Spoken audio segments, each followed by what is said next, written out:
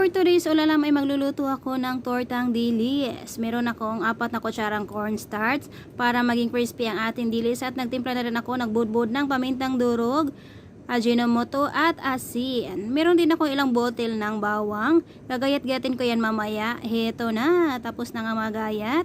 At paghalo-haluin lang yan, pero bago maghalo-halo ay babasagin ko muna yung 3 itlog. Pagkatapos, tsaka ko na halu-haluin para maghalo-halo ang lasa. At ang aking dilis mga lalabs ay hindi na nga siya mukhang fresh. Kasi nga ay nakatambay na siya ng 1 linggo sa refrigerator. Charot, bonggesyos na refrigerator. Sa ref lang. At paghalo-haluin lang hanggang halu-haluin, hanggang maghalo-halo nga ang lasa, ay pwede mo na siyang prituhin. Pagkatapos magpainit ng kawalit, maglagay ng kakaunting mantika.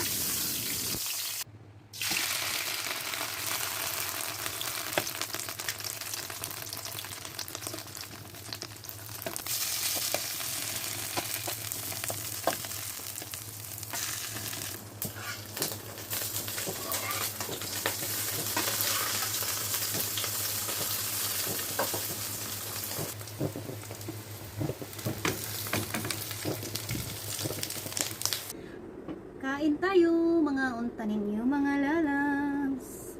Crunchy, crunchy yung ketchup. With rice. Dako na yung ating.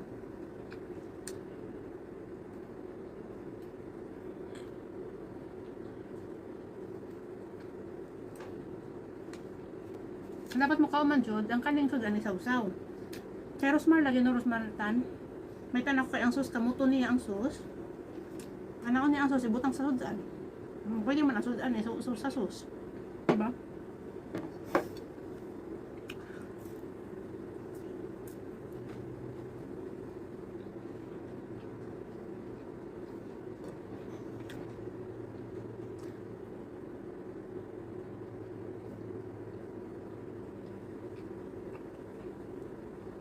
Lami kaayo.